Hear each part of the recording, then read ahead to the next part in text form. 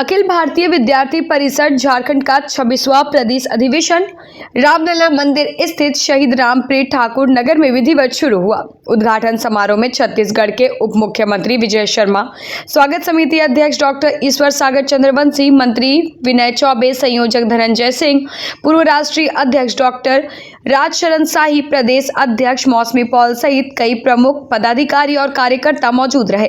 मुख्य अतिथि विजय शर्मा ने कहा कि वीर बाल दिवस के अवसर पर आयोजित यह अधिवेशन राष्ट्र निर्माण के संकल्प को मजबूत करता है और अभाविप के कार्यकर्ता ज्ञानशील और एकता के साथ देश हित में कार्य कर रहे हैं। पूर्व राष्ट्रीय अध्यक्ष डॉक्टर राजशरण शाही ने कहा कि यह अधिवेशन झारखंड के युवा तरुणाई को नई दिशा देगा और संघ शताब्दी वर्ष व बिरसा मुंडा की 150वीं जयंती के कारण इसका ऐतिहासिक महत्व है। वहीं डॉक्टर ईश्वर सागर चंद्रवंशी ने इसे छात्र हित और राष्ट्र निर्माण पर मंथन का मंच बताया। अधिवेशन में शैक्षणिक सुधार, राष्ट्रवादी चिंतन, सामाजिक दायित्व और युवा नेतृत्व जैसे विषयों पर व्यापक चर्चा की जाएगी। जयंती का 100वां वर्ष है, यह भी हमारे लिए बड़ा श्रेष्ठ विषय है। वंदे मातरम हमारे चेतना, हमारे प्रतिमान का विषय है। राष्ट्र की जय चेतना का गान वंदे मातरम ये हम गाते हैं, उसका भी 150वां वर्ष है। ये सारी चीजें डॉक्टर साहब ने बताई। मैं आपसे आग्रह पूर्वक इतना कहना चाहता हूं कि हम क्यों विद्यार्थी परिषद में हैं, हम क्या करना चाहते हैं, हम नौजवान हैं, नौजवानी में क्या हम हो सकता है, क्या कर सकते हैं। तो भैया आपका ध्यान होगा कि आपका बिहार है, बिहार और झारखंड एक ही रहा है। जिस समय यवनों ने आक्रमण किया था, जिस समय चाणक्य हुए थे और चाणक्य ने जितने भी गुरुकुल हुए थे, उन गुरुकुलों को एकत्रित करके छात्रों के माध्यम से उस आक्रमण को रोकना और वहां पर धनानंद जैसे शासक का तख्ता पलट करना और एक अपने छात्र को राजा बना लेना, इतना बड़ा काम चाणक्य ने किया था। आपको ध्यान होगा, मुझे वो बात ध्यान आती, हमारे कैंपस से, चाहे कॉलेज का कैंपस हो चाहे स्कूल का कैंपस हो, ये इतने ताकतवर होते हैं कि वो उस समय से हैं, ऐसा नहीं कि आज से हुए। ये हमारे कॉलेज और स्कूल के कैंपस तब से ताकतवर हैं, तब से समाज में पूर्ण दखल रखने वाले हैं, समाज में पूर्ण परिवर्तन करने वाले हैं। चाहे वो असम में होने वाली घटनाओं को आप देख लें, चाहे बिहार में इससे पहले भी जितनी भी घटनाएं हुई हैं आप उनको देख लें, राजनीतिक घटनाएं वो हमारे कैंपस के माध्यम से होकर आगे बढ़ती हैं। इसलिए कैंपस महत्वपूर्ण है। और उन कैंपस में किसको होना चाहिए, कैसा होना चाहिए? अरे वो लोग जो दुनिया को, देश को भ्रमित करने की कोशिश करते हैं, वो नहीं होने चाहिए भैया। वो होने चाहिए जो देश और दुनिया को समझे, भारत के मान बिंदुओं को समझ करके काम करने वाले नौजवान हो। उन नौजवानों की उपस्थिति उस कैंपस पे होनी चाहिए।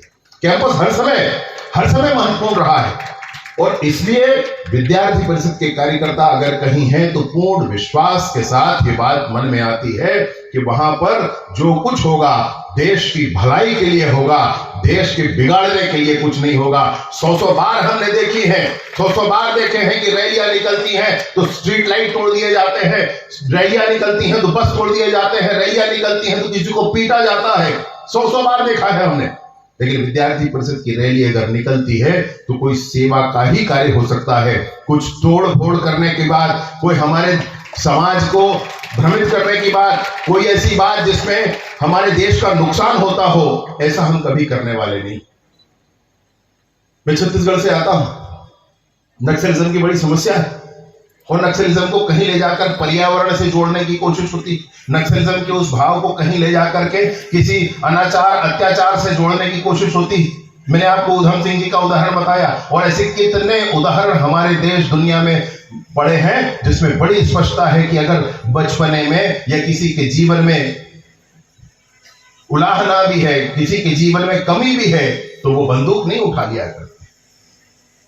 हम भी चाहते हैं, हमारा भी भाव। मैं कुछ बड़े नक्सलियों से मिला, मैं बैठकर उनसे बात करता रहा, उनका भाव क्या था। फाइनली एक ने कहा कि हम सीमलेस सोसाइटी बनाना चाहते हैं, सीमलेस सोसाइटी, पूरी ही दुनिया में सीमलेस सोसाइटी बने, हम ऐसा चाहते हैं। मैंने कहा ये तो हम भी चाहते हैं वसुधैव कुटुंबकम को, हम भी चाहते हैं कि दुनिया पूरा एक परिवार की तरह एक जैसा हो। रास्ता फर्क क्या है? तो फर्क ये है कि वो सीमलेस सोसाइटी बनाना चाहते हैं और वसुधैव कुटुंबकम हम बनाना चाहते हैं। हम वसुधैव कुटुंबकम बनाना चाहते हैं तो कैसे बनाना चाहते हैं? अटल जी ने कहा है होकर स्वतंत्र मैंने कब चाहा कर लूं जग को गुलाम, मैंने तो सदा सिखाया करना अपने मन को गुलाम। गोपाल राम के नामों पर कब मैंने अत्याचार किए, कब दुनिया को हिंदू करने घर घर में नरसंहार किए। कोई बतलाए काबुल में जाकर कितनी मस्जिद तोड़ी, भूभाग नहीं शत शत मानव के हृदय जीतने का निश्चय। हम चाहते हैं सीमलेस सोसाइटी बने, तो कैसे बने, तो शत शत मानव के हृदय जीतने का निश्चय करके हम काम शुरू करते हैं। और वही वो नक्सली क्या करते हैं, वही वो कम्युनिस्ट या माओवादी जो लोग हैं वो क्या करते हैं, वो सोचते हैं कि बंदूक की नली से सरकार बनती।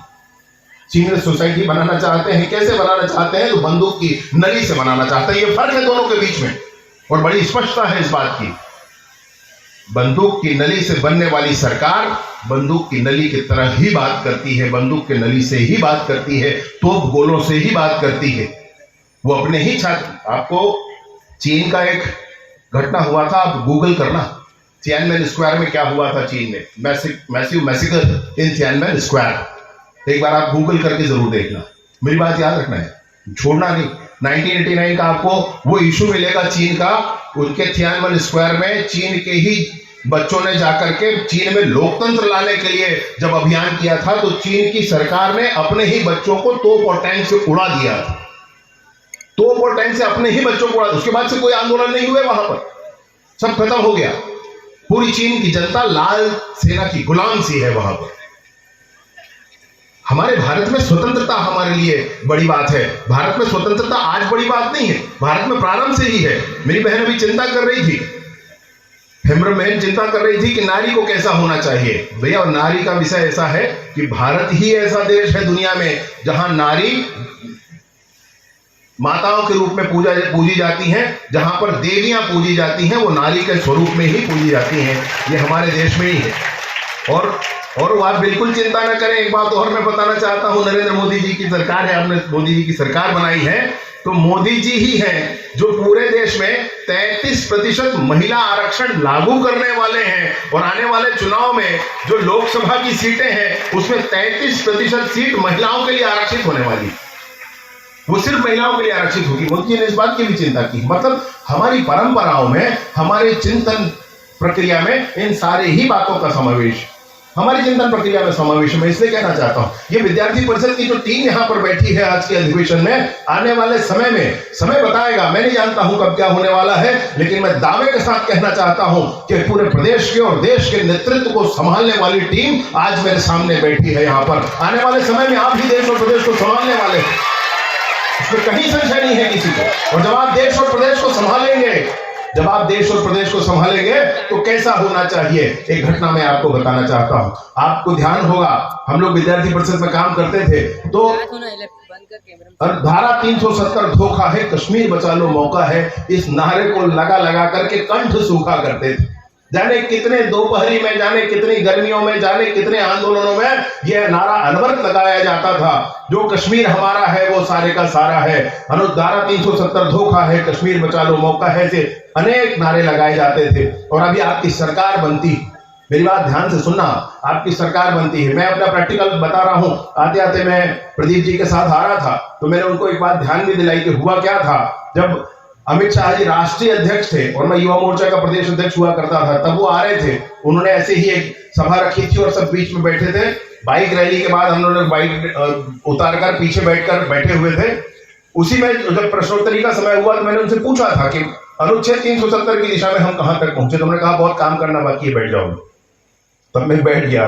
मैं आपसे आज बताना चाहता हूं, जिस दिन आपको ध्यान होगा अनुच्छेद 370 के अधिकतम प्रावधानों को खत्म करने के लिए पहले राज्यसभा में प्रस्ताव आया था। जब राज्यसभा में प्रस्ताव आया तो मैं बहुत विहल हुआ, मैं मतलब रुक नहीं सका, मैं कैसे भी करके दिल्ली पहुंचा कि कल लोकसभा में प्रस्ताव आने वाला है, ऐसा पता चला था।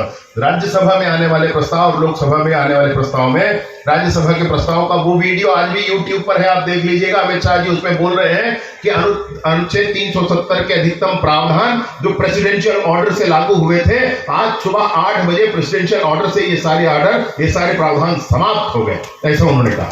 और जब उन्होंने ये कहा कि प्रेसिडेंशियल ऑर्डर से समाप्त हो गया, तो कांग्रेस के एक नेता ने उनसे प्रश्न किया कि 370 का डेडलॉक क्या था।